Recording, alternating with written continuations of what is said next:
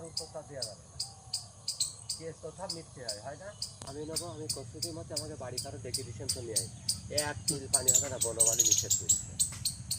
এবার বনমালী ঘুমিতে ডাকলাম, বনমালীর কাছে মতির সাথে আমার দেখা হয়নি। তাহলে তুমি মতির কাছে এই কৈফিয়তটা নেবা না?